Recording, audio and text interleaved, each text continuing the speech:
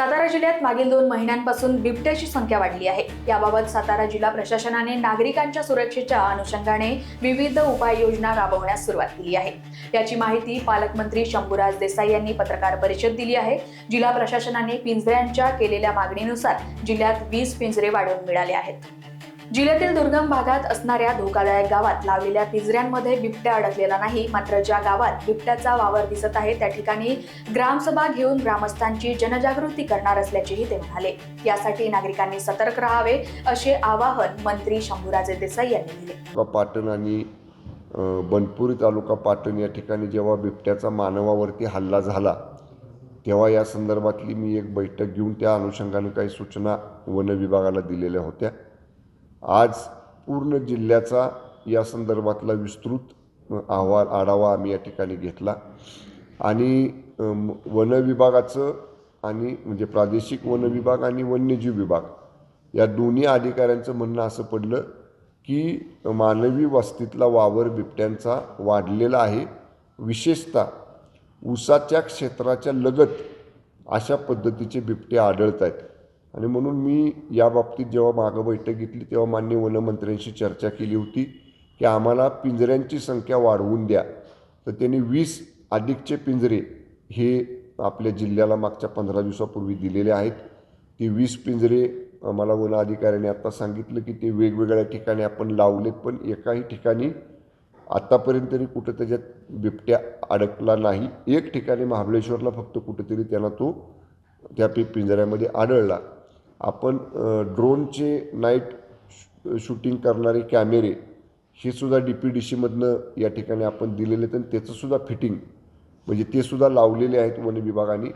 आत्तासुद्धा मी जिल्हाधिकारी महोदयांशी आम्ही चर्चा केली बैठकीमध्ये की या वर्षीची उद्याच आढावा बैठक आहे जिल्हा नियोजन समितीच्या खर्चाचा किती टक्के खर्च झाला आणि किती टक्के प्रलंबित आहे। जर काही विभागांचा खर्च होत नसेल आणि जर आपल्याला रिअप्रोप्रिएशन म्हणजे पुनर्नियोजन करावं लागणार असेल जिल्हा नियोजन समितीचं तर त्यातनं काही पैसे या बिबट्यांच्या बंदोबस्त करण्यासाठी ड्रोन उपलब्ध करणे, पिंजरे उपलब्ध करणे या बाबतीतला निर्णय उद्या आम्ही घेऊ, पण तशी आवश्यकता वाटली तर ते सुद्धा आपण करू। त्याचबरोबर आज एक महत्त्वाचा निर्णय आम्ही घेतला की लगेच उद्यापासून लोकांच्यात सावधानता लोकांनी काय बाळगली पाहिजे यासाठी त्या संबंधित जी काही गावं आयडेंटिफाय झालेली आहेत अशा गावांच्या लगतच्या गावांमध्ये आमचे तलाठी, ग्रामसेवक, पोलीस पाटील, वन विभागाचे क्षेत्रीय अधिकारी अधिक तिथल्या गावचे सरपंचांना बरोबर घेऊन आम्ही ग्रामसभा घेऊ आणि त्या ग्रामसभेमध्ये काय प्रिकॉशन्स घ्यावी, काय काळजी घ्यावी या बाबतीत सोप्या भाषेमध्ये लोकांच्यामध्ये आम्ही अवेअरनेस हा उद्यापासूनच संपूर्ण जिल्ह्यामध्ये या ठिकाणी सुरू करतो आहे। दुसराही निर्णय आम्ही आज केला की वन्यजीव विभागानं आणि प्रादेशिक वन विभागाने आपल्या जिल्ह्यामध्ये विशेषतः कराड आणि पाटण तालुक्याला त्या भागात चांदोली अभयारण्य आणि कोयना अभयारण्य आणि सह्याद्री व्याघ्र प्रकल्प हे 3 फॉरेस्टचे मोठे मोठे फॉरेस्ट झोन्स आहेत।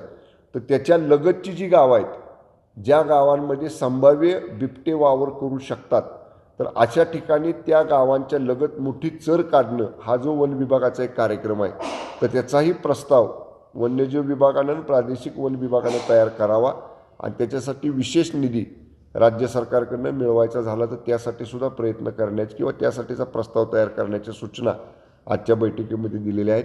एकूणच जिल्ह्याचा पालकमंत्री म्हणून जिल्ह्यातल्या सर्व नागरिकांची खबरदारी घेणं ही आमची जबाबदारी आहे।